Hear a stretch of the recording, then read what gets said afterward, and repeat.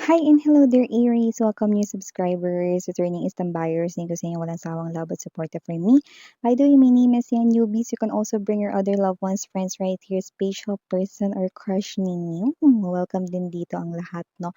At yun nga, kung hindi nyo pa knows mga mahal na lahat kayo, meron tayong other channel. Link is down below sa ating description box. So if interesado, i-click namin yung link na yan para kayo mapunta there at araw-araw ay nag-upload tayo ng collective readings for all signs doon. At yun nga wala tayong gender dito sa babae, lalaki, LGBT, lahat ay welcome. Pwede rin pong i-switch ang mga roles dahil possible talaga magkapalit-palit po ako sa general reading ito. And at the end of the day, lahat ay may free will na free yung gamitin anytime, anywhere. Cross watchers ni Aries, welcome ka rin. May Aries placement sa natal slash birth chart, welcome din kayo. So let's see for September messages. September 2025 messages right in here, Aries.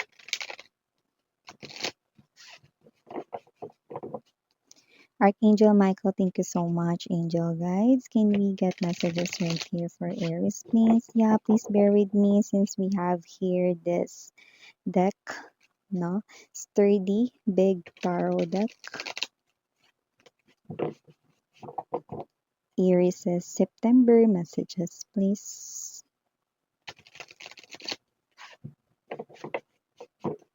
Aries.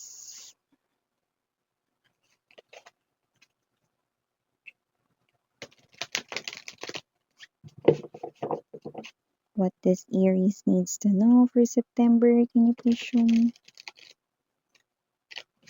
Aries.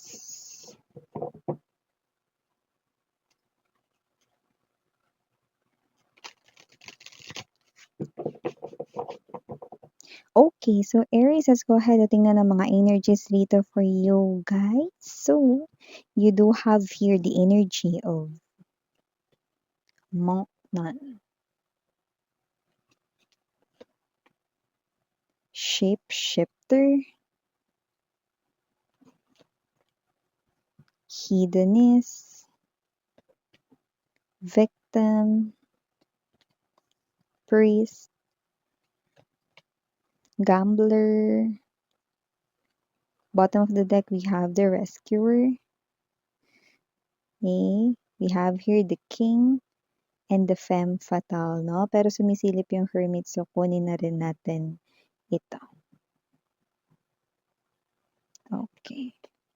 Femme Fatale and the Hermit.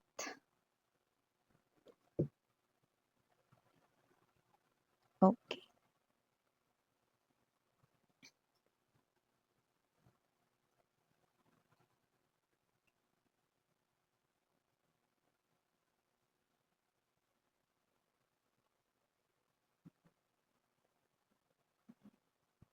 Okay, so Aries, it looks like meron ditong energy, no? Ito hindi to para sa lahat pero mukhang meron dito yung nagkaka-crush sa isang madre or isa ditong priest. Yun ang nakikita natin dito. And for some reason, wala tayong religion dito, no? Pero mukhang merong nagkakagusto sa inyo. Na iba paghanga lang naman, no? Yan. Pero meron din tayong nakukuha rito, na meron dito na yung dapat na gagawin niyang propesyon ay ang maging madre or priest, no? Pero magbabago ang desisyon niya kapag nagkilala na kayo. Yeah, this is a new energy right here, no? So parang meron agad siya in mind na parang buo na yung loob niya, halos buo na yung loob niya rito, no? Na magpapari na lang siya, magmamadre na lang siya, no? Isa-serve niya na lang dito si God, no? Yan.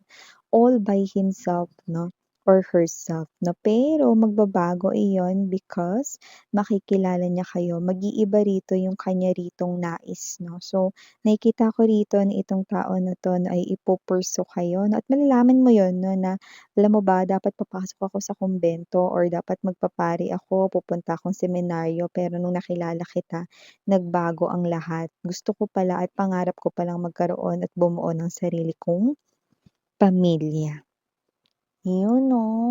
So, parang may energy pa rin siya na isa-serve niya pa rin si God 'no, pero gagawin niya si God na center ng inyong family in the future, 'yan 'no. So, magugulat kayo na minsan niya palang naging pangarap 'yan 'no, or kayo talaga yung nakita ko rito na parang nakapagpabago ng kaniyang desisyon na ganyan. Yung iba, dumating na 'yan, like alam mo na 'no, pero hindi mo pa alam yung kanya ritong feelings 'no, tinatago niya kasi ito 'no, with the femme fatale 'no, tinatago niya kasi ito 'no, na meron siya ritong gusto sa inyo 'no, at malalaman mo 'yan 'no kapag naging kayo na, 'yan, okey? Pero yung iba, parating pa lang yung tao na 'yan. Okey, so nakita rin ako dito ng energy 'no, that we have here the victim, ayan. So nakita ko dito ng energy mga bebs 'no, okey. Na posibleng meron dito na somewhat na parang, pinapanood ka niya kasi Aries, eh, 'no, at habang pinapanood ka niya, naglalabasan yung mga insecurities niya sa sarili niya. Which is hindi nakakatulong kasi mas lalong nade-drain yung kanyang energy, mas lalong nagiging low yung kanyang vibration, and at the same time na parang siya mismo, nawawalan siya rito ng tiwala sa kanyang self, na parang nanliliit siya sa self niya, na parang 'pag pinagtabi kayong dalawa na makikita agad yung differences ninyo, 'no? May energy siya rito 'no na, parang nahihirapan siyang maging successful sa kahit na ano or madalas, parang may gano'ng klase ng energy 'no. Siguro kailangan niya munang simulan 'no na wag niyang ikumpara yung sarili niya sa inyo para makapuwesto siya, 'di ba? Para makapuwesto siya rito at makagawa siya rito ng sarili niyang mga hakbang 'no. Kasi kapagka meron kang kinokompetensya sa iba kasi kanya-kanya kasi yung mga tao. Sa iba kasi 'pag may kakumpetensya mas lumalabas yung galing, 'di ba? Mas lalong ginagalingan, mas lalong nagiging competitive. Siya kasi, mga babes 'no, may energy kasi siya rito 'no, na medyo may kahinaan yung kanyang loob, medyo wala siyang tiwala sa sarili niya, sa kakayanan niya 'no. So nakita natin dito, naglalabasan yung insecurities kapag nandiyan ka 'no. May energy dito na maaaring nakukumpara ka sa kanya, puwedeng ito ay relative or family member na parang, "Tingnan mo yung pinsan mo, tingnan mo yung ate mong si Aries, yung kuya mong si Aries, yung pinsan mong si Aries." 'Yan 'no, ba't 'di mo siya tularan? 'Yan 'no, maaari rin kasing may gano'n, may comparison dito, okey? So, just take only what resonates. Aries, sa maliban diyan mga mahal 'no, nakikita ko dito 'no, na kung sino man 'yang tao na 'yan 'no, nakikita ko rito 'no na itong person na 'to, okey, ang kailangan niya rito is ikaw yung kumausap sa kanya, okey? Kasi kung kakausapin mo siya with the shapeshifter right in here, maaaring matulungan mo siya rito.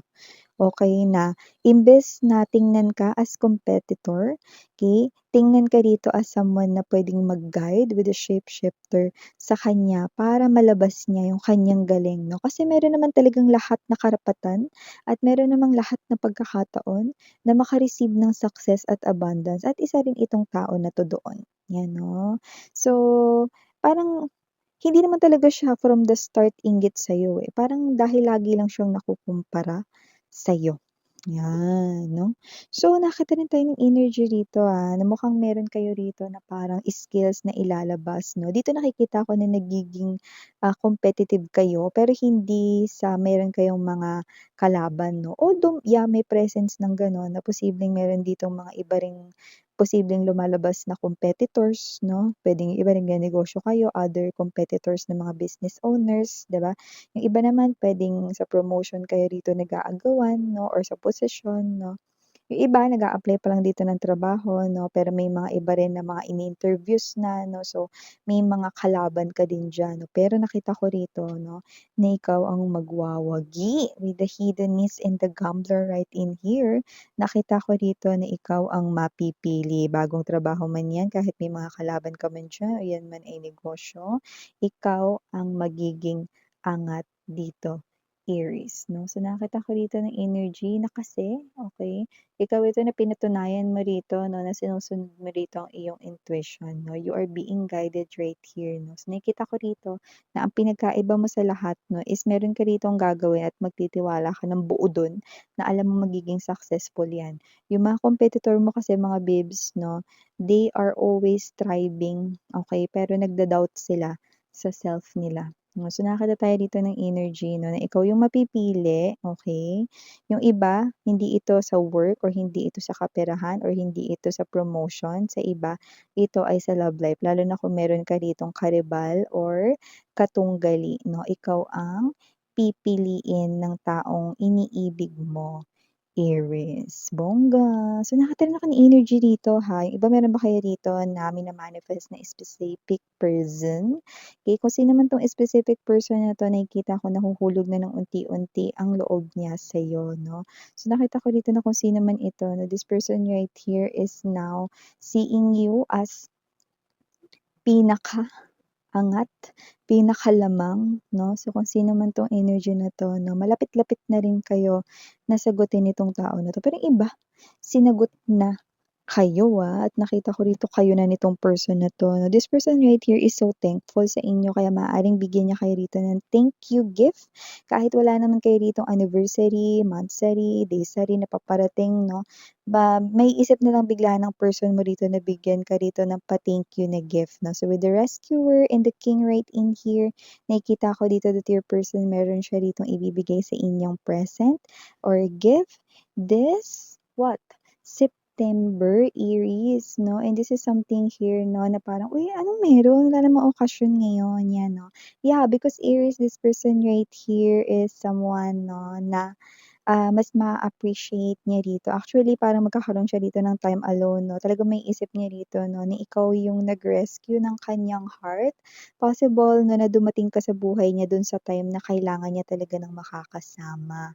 So, kung sino man 'tong energy na 'to, nagiging sentimental siya dito, and at the same time gusto niya ring ipakita sa'yo that you're special, Aries. Wow! So, nakikita ko na mas ituturing niya pa kayo rito 'no, na king or queen, okay, sa mga upcoming days 'no, at mga pagsasama ninyo, okey?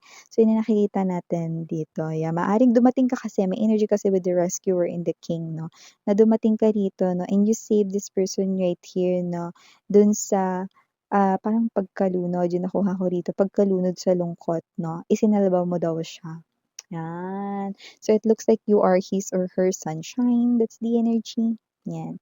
And also nakita rin ako ng energy dito na posibleng dumistansya ka muna sa iba, hindi ka muna maglalabas ngayon 'no, September. Meron ditong importante na parang, importante sa'yo.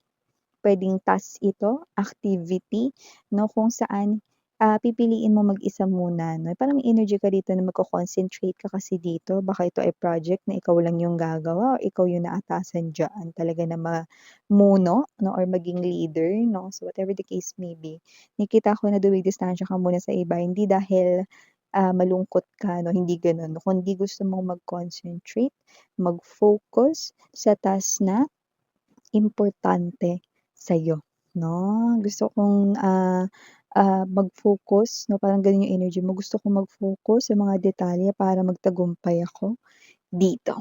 Ayan, so ang ganda ng energy mo dun, Aries 'no. So nakita rin ako ng energy dito 'no, na if this is you 'no, na posibleng waiting ka for some kind of proposal coming from your partner. Wow! Yung iba talagang September talaga ito with the shapeshifter right in here 'no, talagang magshi-shift ang inyong relationship 'no, moving to the next higher level of commitment 'no. That wini-wish mong marriage proposal, yes, you will definitely get engaged this September 2025, Aries. And yeah, yung iba 'no, hindi yan September pero nakikita ko ng mga susunod-sunod na buwan ngayong 2025 na up until the first quarter of 2026, may mga makaka-receive ng marriage proposal. Like yung energy ninyo is parang maiiyak kayo dito na parang, wala man lang kahit na anong ipapakita na obvious signs yung partner ninyo na may pinaghahandaan siyang proposal 'no, and then boom! Eto na yun, 'di ba? Eto na yung pinaka-we-waitings mong, um itanong sa'yo 'no, yung will you marry me, makasama ka habang buhay, companion here for life, wala tayong gender dito, LGBTQs, of course welcome din kayo. And yun nga 'no, nakita ko dito ng energy na possible dito 'no, na meron kayong bilhin 'no, medyo expensive ito pero nakikita ko dito bukod sa masaya kayo, ito rin naman ay matagal-tagal mo talagang magagamit 'no. For some reason ito ay may kinalaman sa gadget or yung iba maaaring ito ay appliances 'no. Something na sinasaksak, yun yung nakukuha natin dito. Cellphone 'no, o iba baka naman yan ay baking oven, mga gano'n. So, may energy-ng ganyan 'no. So, yeah, these are all the messages I've got right here for you, Aries sweethearts, no? And for some reason, may tayong mga nakukuhang initials right in here, no, na maaaring ang reading nito ay for you guys or might be parts of the letters ninyo or the person right here, no, na kukonek or kumukonek sa inyo. So, let's begin. We have here a lot, okay? So, shall we start? We have here the letter V, unang-una. Andito rin ang letter E. Andito rin ang letter C. We also have here the letter Z. Plus, nandito din ang letter R. Or first time natin makuha yung letter Z, no? We also have here the letter H, letter N, letter K, letter M, and last but not the least, the letter So yeah, these are all the messages we've got right here for you, Aries. Maraming salamat sa oras mo, babe. And again, I'm Yuriana on me. For the girls, Enyano Duna. For the boys, Sarang Hiya, love and light. And